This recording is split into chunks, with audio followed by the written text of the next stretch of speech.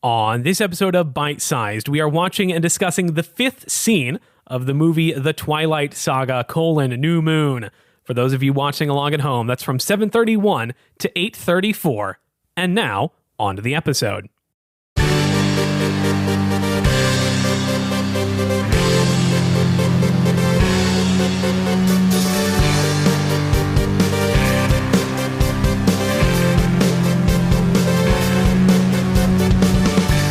Hello, everyone, and welcome back to yet another episode of Bite Sized. If this is your first episode, here's what's going on. My name's Ben. And I'm Sarah. And we are watching the movie The Twilight Saga: New Moon, one scene at a time. We watch roughly one or less minutes or more minutes of the movie Twilight, and then we talk about it with little to no other context. Today's a short one. It's a minute, and they're in the school hallway and they talk. Schooling. And Alice does some light gymnastics, and then they go away. And that's it. Let's get into the scene. We're in a school hallway. We're at school. We're back to... this is sort of the first scene where it's like, oh, man, I got kind of spoiled because I'm coming off of the end of the last Twilight movie. Yeah.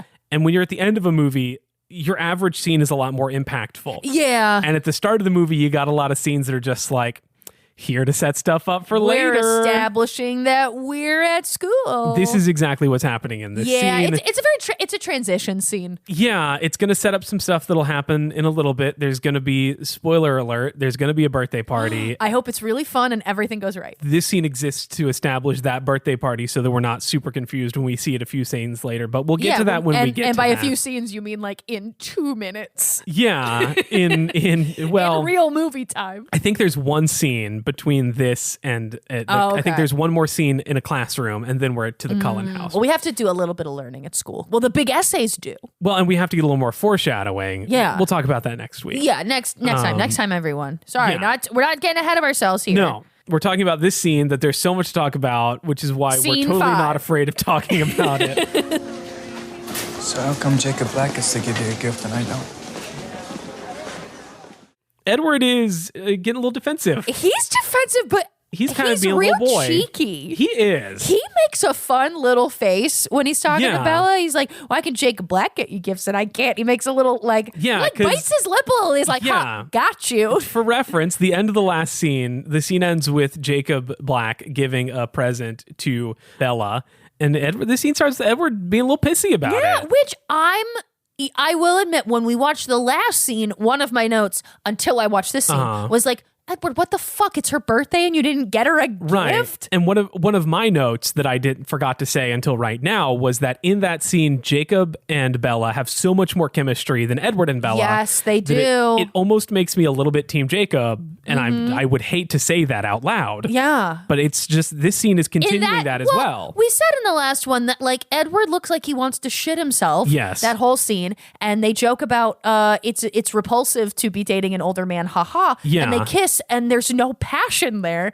And I understand you're kissing in a school parking lot, but I don't know. When I was 17 and dating a boy, I was so excited to kiss him at any opportunity. Sure. So I was like, oh, somebody wants to kiss me. But maybe that fun's worn off for Bella. I don't know. My question is, so Edward is 17. Edward is 17/109. Right. When you turn into a vampire, you are forever stop stuck aging. at that age. So my question is, does he have like the brain chemistry and insane hormone situation of a 17-year-old? I would assume, yeah. Is he just sort of constantly adolescent? Well, I think that's part of the problem with why they don't want like kid vampires, is that they're like so unpredictable. That would suck. So, but, no pun intended. Maybe, I guess in like an older generation, or at least when Edward was turned, maybe 17 wasn't considered as like legally a child.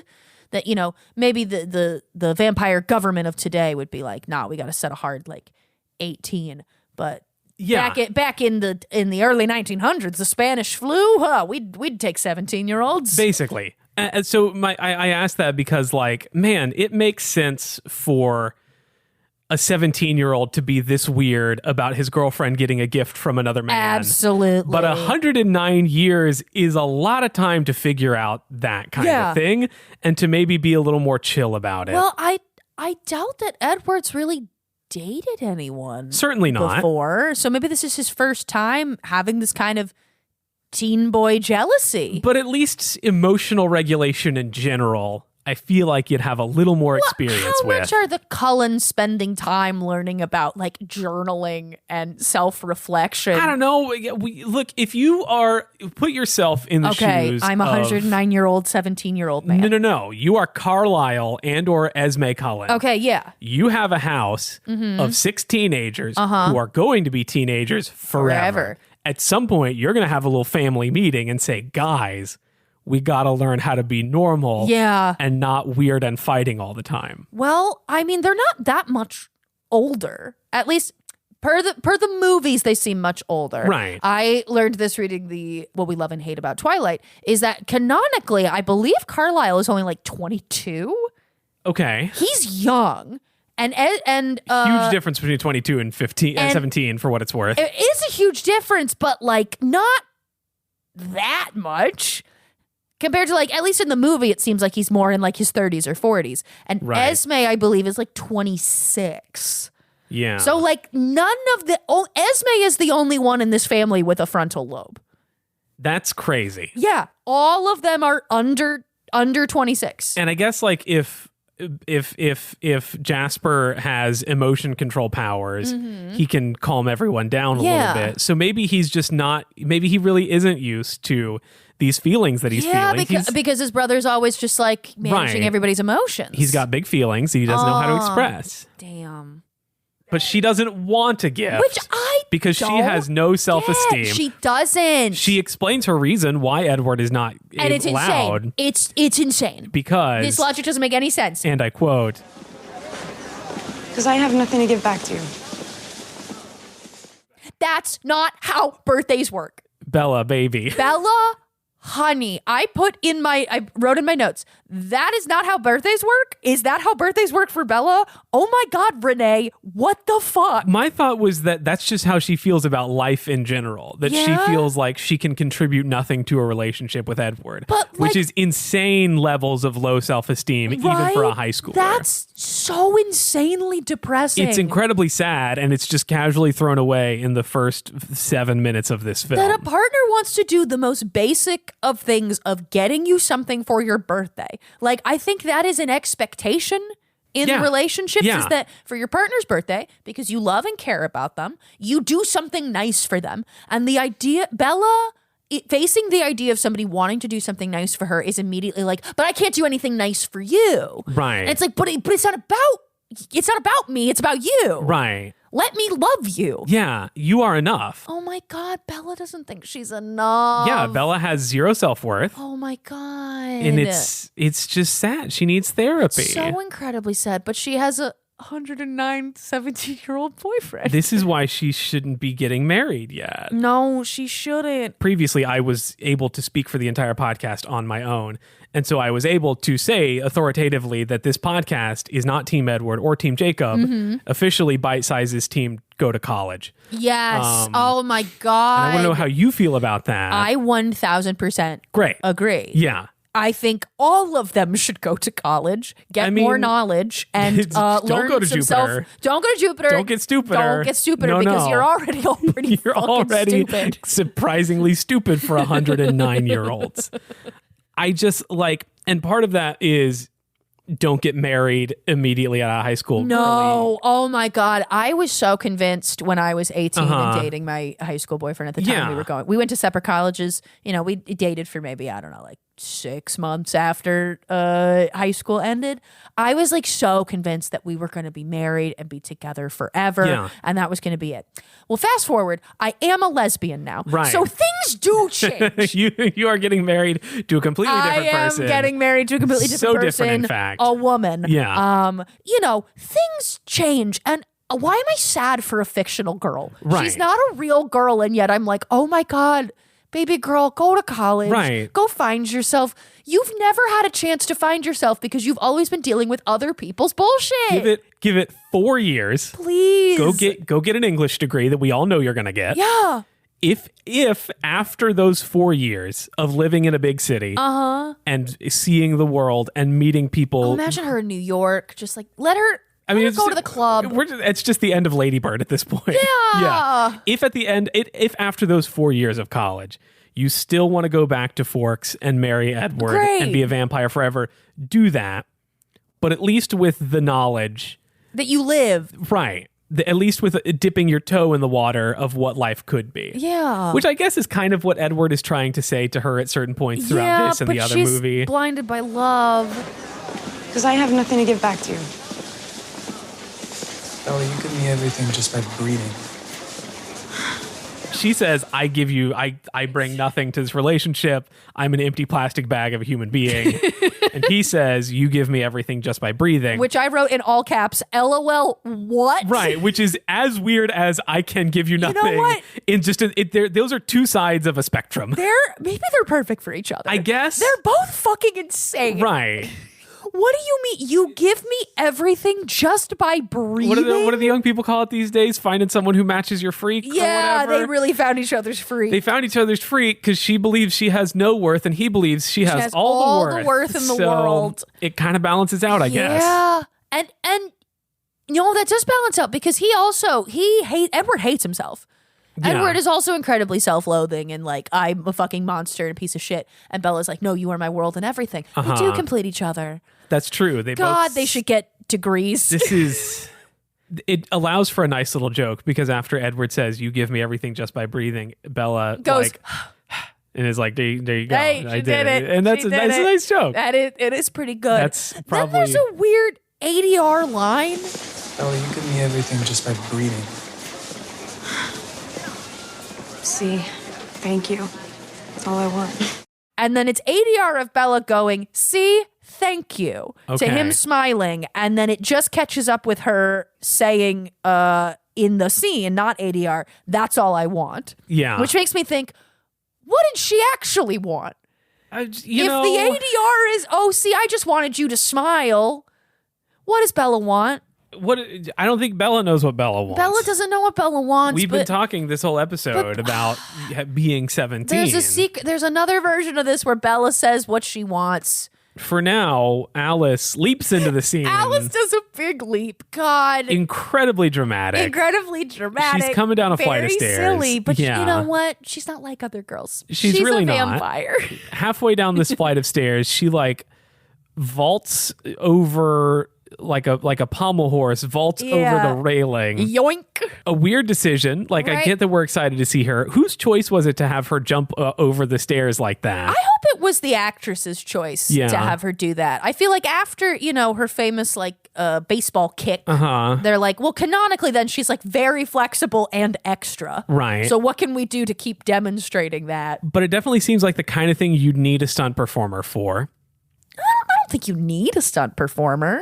Okay. I mean, if you're just jumping, I mean, you don't want to risk Ashley Green spraining her ankle and delaying shooting. well, then they probably have a mat or something. I'm sure on there's the a crash ground. mat down there where we Yeah. can't see. Yeah, but it's just such a weird place to put in a little stunt. Yeah. It's very over the top. Guess it just shows that she real extra.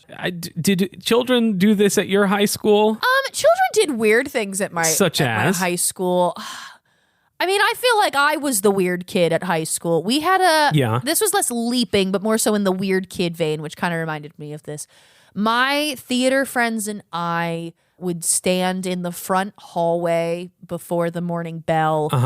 We would stand in front of the library and we'd all just put our backpacks down and just stand and watch videos on our phone and chit chat as people were walking to class and stuff.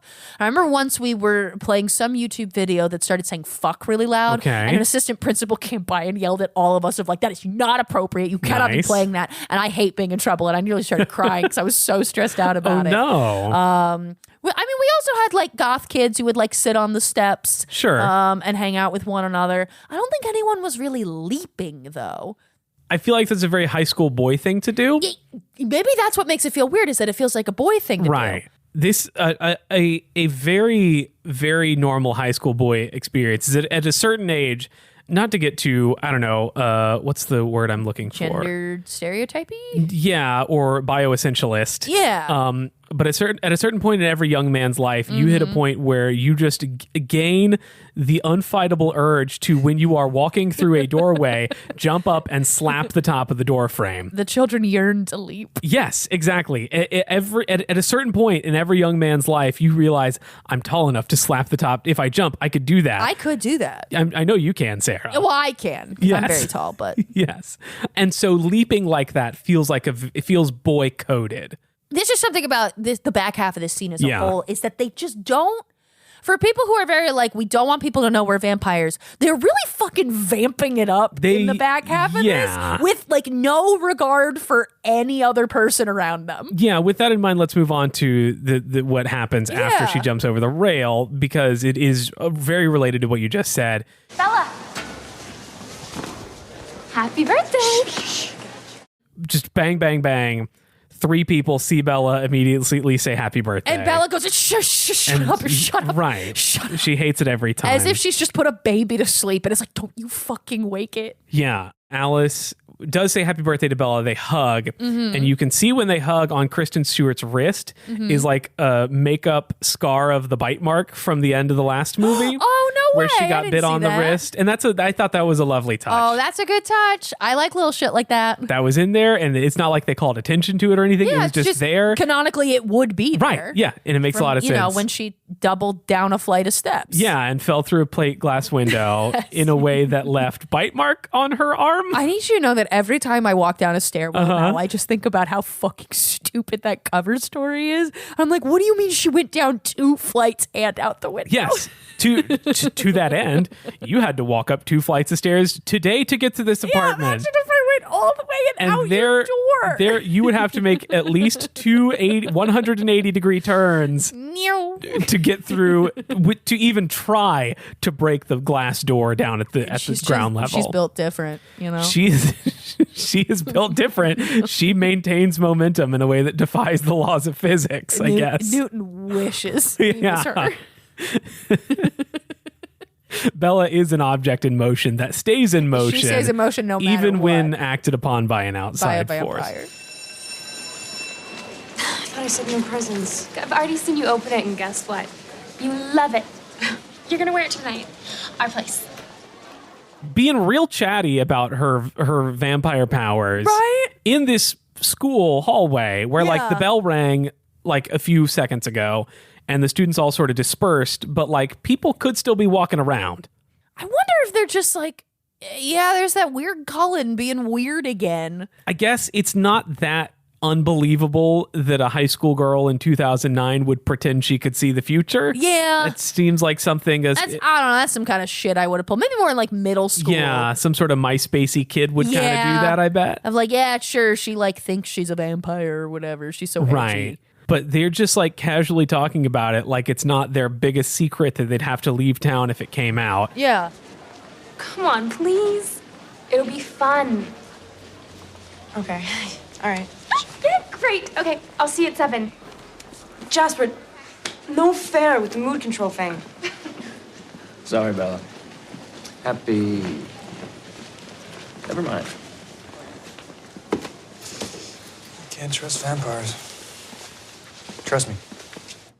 At first, Bella doesn't want the present, but then she accepts it because Jasper uses his mood control powers. Yes. And Bella says out loud, no fair with the mood control. Yes. And then And after people they leave, Edward says, don't trust a vampire. So they're just fully in public talking about the fact that they are vampires with special vampire powers.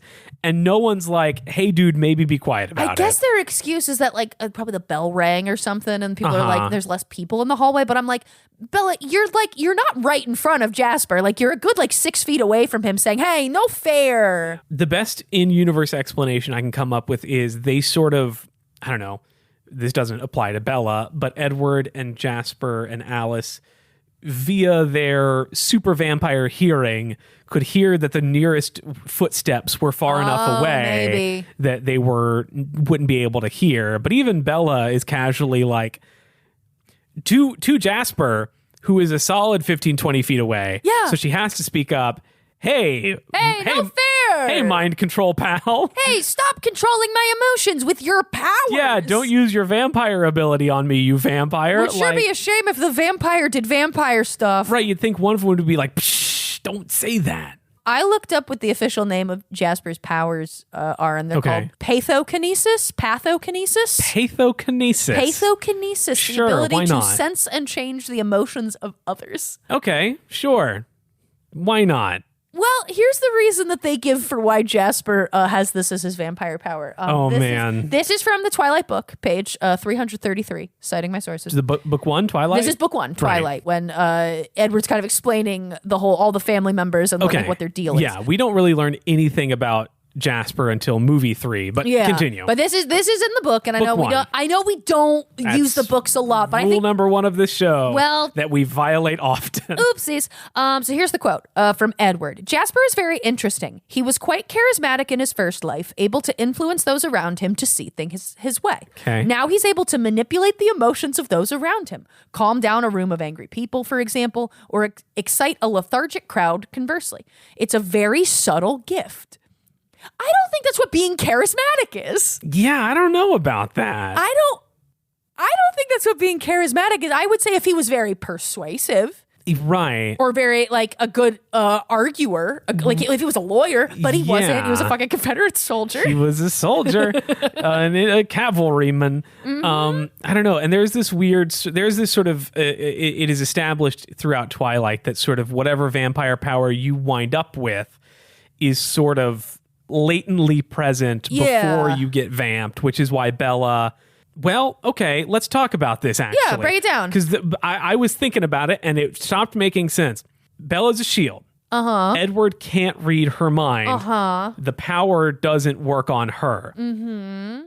So why does Jasper's power work on Bella? So this is from the Twilight fan wiki. Okay. On the page that explains pathokinesis, it says... This power can work potently through a mental shield because it physically changes the emotions, i.e. manipulating endorphins, adrenaline, and pheromones, instead of providing a false alarm to the mind. Okay. So that because it is physically manipulating, it's not like you're creating an illusion. Sure. It's like somehow he is actually physically manipulating neurons in Bella's brain. I understand that as much as I can. Is in the way that you say it. I don't listen, buy it. I don't buy it either. But as soon as you said it, I was like, wait. No, I definitely read something because I had the same thought of like, the fuck you mean? Yeah, that doesn't work and it shouldn't work. No, but that's his deal, is he can control emotions. And I did like that when he did his weird little stare and started controlling her emotions, there is like a small sound cue. Oh, really? In the scene. It's super subtle, but it's just like a little like, I didn't notice. it's just, if you go back and watch it, he's just like, he makes this little face and there's like a tiny sound. Editor Ben, can you drop it in right It's here? real subtle. Right here. It'll be fun.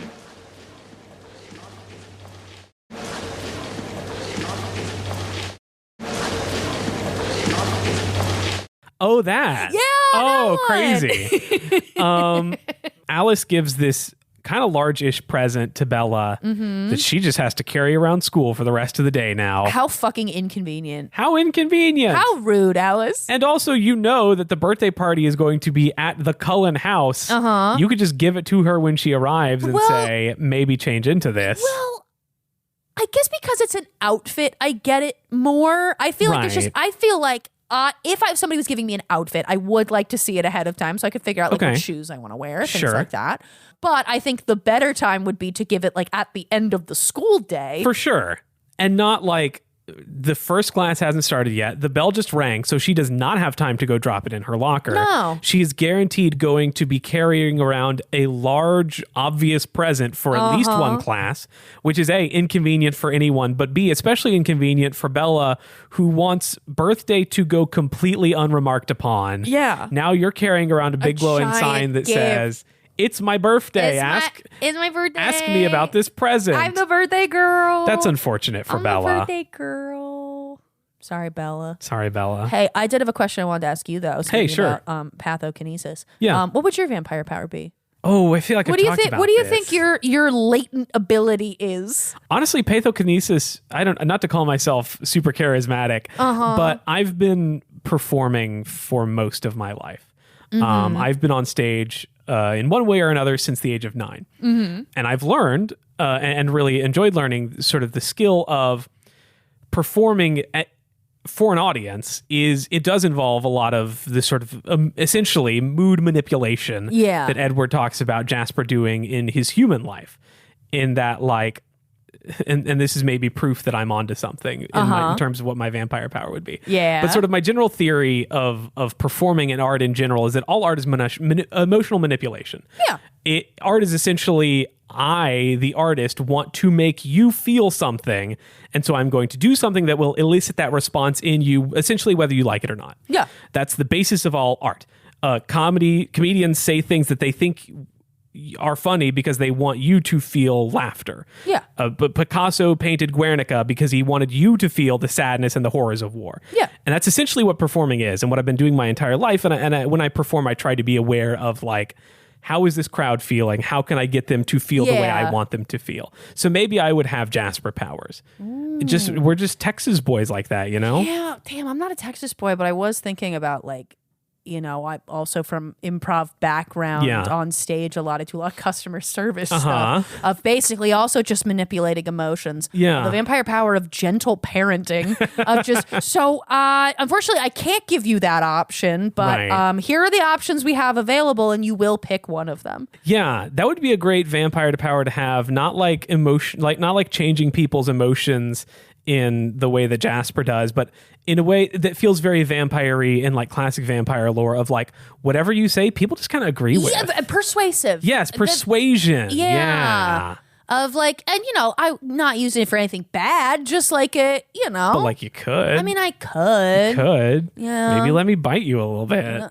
Come on, just. Come on. Don't you want to nibble? Don't you have like too much blood in there? Oh my God, you have so much. Let me have just like, oh, I'm so thirsty. I just feel like a little, I'm literally going to die. Have you like ever thought about just like how much blood you have? What would it taste like? What if I just had, it's like crazy. It'd be like just like a funny joke. If you just let me bite you and drink a little bit of your blood. Would that be like the best senior prank? Everyone would like laugh. It'd be so funny. It'd be so funny if I pushed you down 2 flights of stairs and you fell out a window. Everyone at this party would love it. And that's it. The scene just sort of ends. It does. With Emmett. We didn't really talk to Emmett. We haven't talked to Emmett or Rosalie. No, the scene, Jasper just sort of lingers. Yeah. He's not allowed to speak in this movie, really. He'll talk a lot more in the third movie. Yeah. But he's still relegated to mostly silence, unfortunately. Yeah. He does say happy birthday, Bella. He does say he does. He gets one line. Yay. And it's going to be a long time before we ever hear from him again, I bet. Yeah. If you had to give this scene a name, what would it be? And it's also going to be the name of the episode, so please make it good. Okay, give me a second. Yeah. My vampire power is not thinking fast. Oh, actually, no, I know. Okay, it's going to be, the title of the episode is going to be, it's Bella's birthday, everyone, in all caps with like 6 exclamation points. It's Bella's birthday, everyone, with all caps and like 6 exclamation points. Yeah. Those last couple parts are a style guide and not part a style of the guide. title. No. I think it's really important that everybody knows it's Bella's birthday. That's a great episode title. Thank you. I'm losing it. I'm gonna be honest. Something just happened to me. Sarah Murphy, if people want to find out more about you and see what else you know, where can they maybe do those kind of things and talk to you if in public? They want to talk to me. Yeah, if they want to give you a birthday present and say that they've already seen you open it and you look great in it. Well, don't do that. That would be inappropriate. Don't do that, although I would get a laugh out of that. But maybe if they want to follow you on social media. They can follow me on Blue Sky, on TikTok, at OopsAllSmurf. Those are the main places I hang out these days. And also here on Ben's couch, talking about Twilight. Approximately twice a month. Yeah. You can follow the show on social media at bitesizedpod_ on Instagram, YouTube, and TikTok, or just bitesizedpod, no underscore on Tumblr. No underscore on that one because I hate continuity. You have to learn 2 usernames to follow this show across every platform. You can send an email to myfavoritetwilightpodcast@gmail.com. I'm sure there's an email in there but I forgot to check before we started recording, so we'll never know. myfavoritetwilightpodcast@gmail.com. Apologies to all of the Twilight podcasts. If you want to support this show, and it really would help the show grow, you can go to patreon.com/Twilight Podcast, where for $5 a month, you can hear me and Sarah and our editor Ben talk about movies that the Twilight actors were in before they were in Twilight. It's a good time. It's a fun show. Hell yeah. It's only $5 a month, which honestly is not a lot for you. You're fabulously wealthy and doing great in these trying economic you got times. Cullen money, you know? Meanwhile, $5 for us for a little podcast like us. Podcast out of ye old Chicago. Yeah, just come on, feed the birds, tuppence a bag. Kick a little $5 our way once a month, and I promise it would honestly $5 a month, even from just one person, makes a shockingly large difference in what I'm able to do with this show. All that information and more available at twilightpodcast.com. Thank you to my editor, Ben Oxer, for putting the show together. Thank you to the band Swimwear Department for letting me use their song Mauled to Death as our theme. Thank you to my kitty cat Lala for not making too much noise this time. And that is it. That is all we have to say, as we always say at the end of every episode. Bella, what the fuck? That's not how birthdays work. Bella, what the fuck? That is not how birthdays work, girl. Like, for real, bro. Like, for real. Like, you don't have to get a present for everyone. Objectively, you were born. We celebrate you. Like, I get it. Like, at your birthday parties, maybe you gave out goodie bags to the other kids, but you don't do that anymore. You're too old for that now. That's what we say every time. See you next time. Bye.